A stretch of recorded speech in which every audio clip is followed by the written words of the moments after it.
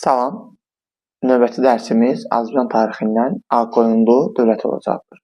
Ağqoyunlular və yaxud da ki, Bayandurlu tayfaları türklərin Oğuz boylarından idilər. Onlar da Qaraqoyunluların yürüşləri zamanı 13-cü əsrin birinci yarısında Şərqi Anadoluya çəkilmişdilər. Həmçinin isə Fərat və Dəzlə çaylarının şimalına doğru çəkilmişlər. 14-cü əsrdə Ağqoyunlu tayfa ittifaqı yaranır və bu tayfa ittifaqının yaradıcısı Pəhləvan bəy olur.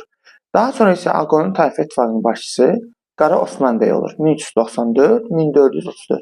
Qara Osman bəy isə mərkəzi Diyarbakır şəhəri olan Ağqoyunlu bəyliyini yaradır. Öz adına pul kəsdirir. Qara Osman bəy Əmir Teymurla ittifaq olur və digər tərəfdə isə Qaraqoyunlu, Qara Yusif, Osmanlı və Cəlali Sultan Əhməd, yəni onlara qarşı olur. Həmçinin Qara Osman bəy qeyd etməliyəm ki, 1402-ci ildə Əmir Teymurun Osmanlılar üzərindəki Ankara döyüşündəki o qalibiyyətdən sonra öz Ağqoyunlu bəyinin ərazisini genişləndirmək üçün şans əldə edir. Həm də 1420-ci ildə Teymur hökmdarı Şahrux Azərbaycana Qaraqoyunluların üzərində yürüş edəndə Qara Osman bəy Şahrukla ittifaq etmiş olur. Ardınca bu Ağqoyunlu bəyinin başçısı Həsən bəy olur. Həsən bəyin hakimiyyəti eyni ilə Qaraqoyunludakı Qara Yusif kimi iki hissəyə ayrılır. Onun Ağqoyunlu bəyliyinin başçısı dönəmi var. Bir də ki, Ağqoyunlu dövlətinin padşahı kimi olan dövrü var. 1453-cü ildən 1468-ci ilə qədər Həsən bəy Ağqoyunlu bəyliyinin başçısı olmuşdur. Həsən bəy Ağqoyunlu bəyliyinin başçısı olduğu zaman bəyliyini gücləndirmək üçün Trabzon krallığı ilə qohumluq əlaqəsi qurmuşdur. Trabzonun önəmi nə idi Ağqoyunlu üçün? Trabzon yeganə Avropaya və Qara dənizə çıxış yolu idi Ağqoyunlular üçün. Məlum məsələ 1453-cü ildə Osmanlılar Fatih II Mehmet İstanbul şəhərini fəth edəndən sonra Asiya-Avropa ticarət yolunu böyük ölçüdə Osmanlıların əlinə keçir və bu yoldan keçən tacirlərdən yüksək gömrük haqqı tələb edirlər. Bu isə Ağqoyunlu ticarət əlaqələrinə böyük zərbə vurur. Və Trabzon Ağqoyunluların Avropaya açılan yeganə pəncərəsi idi. Qeyd etməliyəm ki, 1461-ci ildə Osmanlı Sultanı II Mehmet Trabzon üzərinə yürüşə başlayır. Burada məqsədlər nədir? Birinci məqsəd odur ki, Trabzon tutaraq Asiya-Avropa ticarət yolunu, tranzit ticarət yolunu tamamilə üzərinə keçirmək və sonuncu xristian mülkü olan Trabzon krallığının varlığına son qoymaq edir. Təbii ki, Trabzon müdafiəsinə Həsən bəy qalxmış olacaqdır. Və 1461-ci ildə Ağqoyunlu bəyliyi ilə Osmanlı dövləti arasında ilk döyüş olur. Bu döyüş adı Qoylisar döyüşüdür. Qoylisar döyüşündə Uzun Həsən bəy qalib gəlir. Lakin o hələ də Osmanlılar müharibəni davam etdirəcək gücdə deyil. 1461-ci ilin Qoylisar döyüşündən sonra Həsən bəy öz anası diplomat olan Sara xatını II Mehmetlə görüşə göndərir. Burada Sara xatının iki məqsədi var idi qarşısında. Bir, II Mehmeti Ağqoyunlular üzərinə yürüşdən daşındırmaq. İkinci Mehmeti Trabzon üzərinə olan yürüşünü fikrindən daşındırmaq. Danışıqların içərisində II Mehmet Ağqoyunlular üzərinə yürüş etməkdən daşınır. Lakin 1461-ci ildə II Mehmet Trabzonu fəth edir. Trabzon krallığının varlığına son qoyur. Beləcə Ağqoyunluların Avropaya, Qara dənizə çıxış yolu tamamilə nə olur? Bağlanmış olur. Sara xatın da Trabzonla olan qohumluğunu əsas gətirərək Trabzonun bir mülk, yəni Trabzon krallığından bir pay alır II Mehmetdən. Və bununla da bunların müharibəsinin birinci mərhələsi bitmiş olur. Ardınca qeyd etməliyəm ki, Həsən bəy Ağqoyunlu bəyliyinin yəni başçısı olduğu zamanda onun əsas təbii ki düşmənləri Qaraqoyunlu dövləti idi. Və 1467-ci ildə Həsən bəy Qaraqoyunlu hökmdarı Cahanşah üzərində parlaq qələbə qazanır Muş döyüşündə. Və bu da təbii ki, ötən dərsdə qeyd etdiyim kimi Qaraqoyunlu dövlətinin süqutunu sürətləndirir. Həmçinin qeyd etməliyəm ki, Həsən bəy Qaraqoyunlu bəyliyinin başçısı olduğu zamanlarda Şirvanşahlar dövləti ilə də dostluq münasibətləri saxlamış olur. Və 1468-ci ildə Həsən bəy sonuncu Qaraqoyunlu hökmdarı olan Həsən Əlini məğlub edir, Təbriz şəhərini tutur, beləcə Azərbaycan Ağqoyunlu dövləti yaranır. Azərbaycan Ağqoyunlu dövləti 1468-dən 1500-cü ilə qədər mövcud olmuşdur. Bu dövlətin paytaxtı Təbriz şəhəridir. Qeyd etməliyəm ki, Ağqoyunlu dövləti də Qaraqoyunlu dövləti kimi türklərin Oğuz boylarındandılar. Həmçinin qalibiyyətli müharibələrlə yaranmış, 15-ci əsrdə yaranmışdır. Paytaxt Təbriz olmuşdur. Həmçinin hər iki dövlət qeyd etməliyəm ki, Teymurilərlə müharibə aparmışdır və hər iki dövlət mərkəzləşdirilmiş vahid deyildir. Əsas səbəblərdən isə vahid olmamasının xidmətə görə soyurqal torpağının paylanmasıdır. Həsən Padşah hakimiyyəti 1468-1478. Həsən Padşah dövləti yaradan kimi anında onun üzərinə Teymurilər hücum edir. 1468-69-cu ildə Teymur hökmdarı Əbu Seyid Azərbaycanda Ağqoyunlu dövlətinin yaranmasını qəbul etməyərək Azərbaycana, yəni Ağqoyunlulara cəniş edir.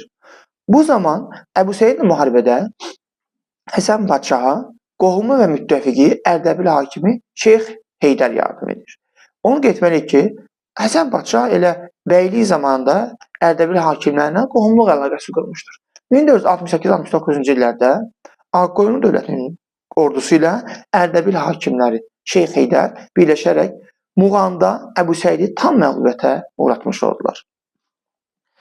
Dövlət yaratdıqdan sonra təbii ki, Həsən Padşahın məqsədlərindən biri Trabzon krallığını geri qaytarmaq idi. Və bunun üçün təbii ki, Osmanlı ilə müharibə etməli idi və odlu silaha sahib olmalı idi. Həmçinin qeyd etməliyəm ki, Həsən Padşah dövləti gücləndirmək üçün hərbi islahat keçirmişdir. Eyni ilə Qaraqoyunlu Qara Yusif və Qaraqoyunlu hökmdarı Cahan Padşah kimi. Həmçinin Həsən Padşah vergi islahatı keçirmişdir. O, qanunnamə qəbul etmişdir. Qanunnamə dedikdə isə Azərbaycan tarixindən Salari hökmdarı Mərzban Məhəmməd, Ağqoyunlu hökmdarı Həsən Padşah, Şəki hakimi Məhəmməd Həsən xan yadımıza düşür dərhal. Həsən Padşahın əlaqə saxladığı Avropa xristian dövlətləri. Bunlar əsasən Venesiya, Vatikan, Malta, Polşa və Macarıstan dövlətləridir. 1472-ci ildə Təbrizdə Venesiya dövləti ilə Ağqoyunlular arasında hərbi ittifaq imzalanır.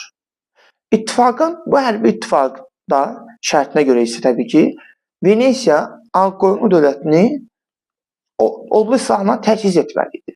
Və bu müqaviləyə görə 1472-ci ildə Ağqoyunlu ordusu bu silahı almaq üçün təbii ki, Aralıq dəniz sahilinə çıxmalı idi və bu da ən yaxın yer Qaraman bəyliyi idi. 1472-ci ildə Ağqoyunlu ordusu Osmanlı dövlətinə yaxın olan Qaraman bəyliyinin ərazisinə gedir ki, Aralıq dəniz sahilində Venesiyadan odlu silah alsınlar. Lakin Ağqoyunlu dövləti Aralıq dəniz sahilinə çıxdığı görürlər ki, Venesiyalılar orada yoxdur. Venesiyalılar Ağqoyunlu dövlətini aldatmışdılar.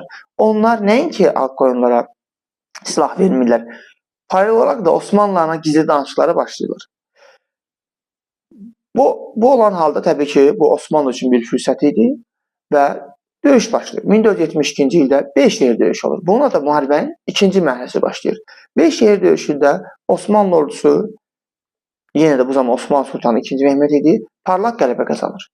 Daha sonra isə Osmanlı Sultanı II. Mehmet Ağqoyunluları tam məğlubiyyətə uğratmaq üçün 1473-cü ilin yayında Azərbaycana böyük səfər başlatır, böyük yürüş 1473-cü ilin yayında. Burada iki döyüş olur. İlk öncə 1473-cü ilin avqust ayının 1-də Malatya döyüşü olur.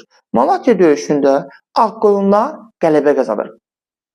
Lakin nədənsə Həsən Padşah Osmanlı üzərində yürüşə davam etdirmir.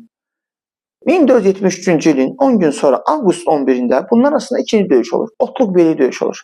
Lakin bu döyüşdə texniki cəhətdən, yəni odlu silah, həmçinin də Osmanlıdakı Yeniçərilərin inadlı müqavimət nəticəsində Osmanlı qalib gəlir. Bunlar arasında 4-cü və sonuncu döyüş olur.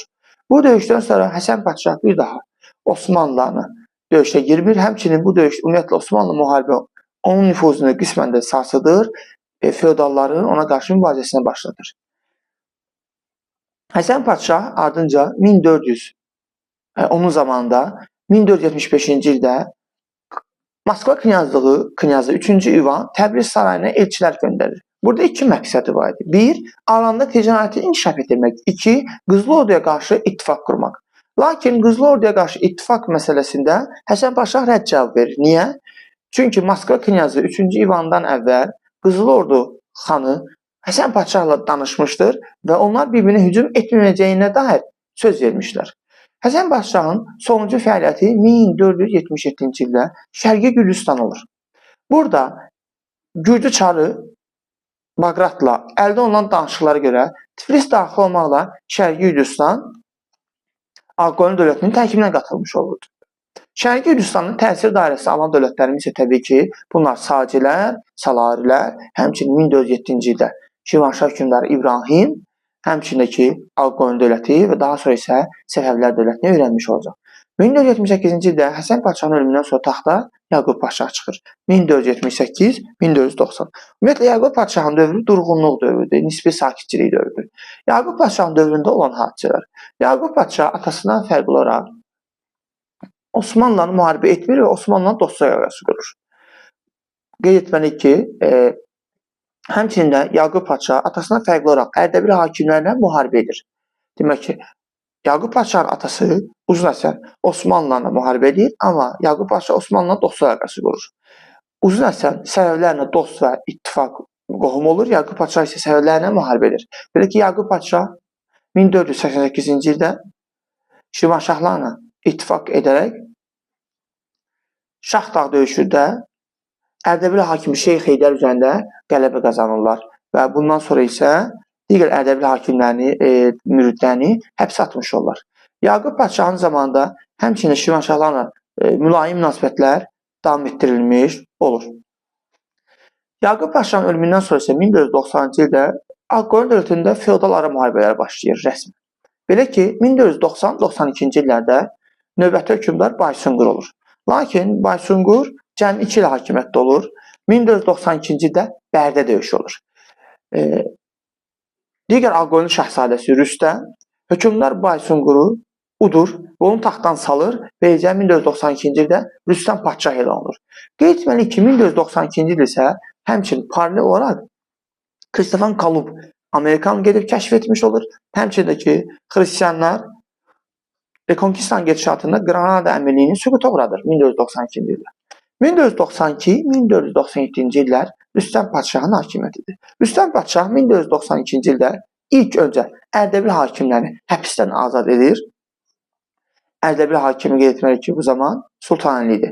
Ərdəbil hakimlərinə birləşərək 1492-ci ildə Bərdə döyüşündə Ağqoyunlu hökmdarı Baysunquru məğlub edir. Rüstəm Padşah daha sonra Ərdəbil hakimlərinin artan nüfuzundan narahat olduğu üçün 1494-cü ildə Şəməsi döyüşündə Ərdəbil hakimlərini udur, Sultanəli öldürür və Ərdəbili zəbt etmiş olur. Rüstəm Padşah həmçinin qeyd etməliyik ki, öz hakimiyyətini möhkəmləndirmək üçün feodallara irsi soyurqal torpağı verir. Bu, təbii ki, dövlətin vəziyyətini daha da pisləşdirir. Çünki qeyd etmişik ki, soyurqal Qaraqoyunlu və Ağqoyunlularda, həmçinin Səfəvlərdə qisməndə mövcud olan xidmətə görə verilən torpaq idi. 15-ci əsrdən Qaraqoyunlulardan etibarən ortaya çıxmışdı. Soyurqal iqtidardan fərqli olaraq artıq irsi keçirdi, xidmətə görə verilsə də, həmçinin soyurqal sahibi vergidən azad edir. Dövlətin vəziyyəti daha da pisləşir. 1496-cı ildə isə Rüstəm Padşahı digər Ağqoyunlu şahzadəsi olan Gödək Əhməd məğlub edir, Naxçıvan döyüşü olur 1496-cı ildə.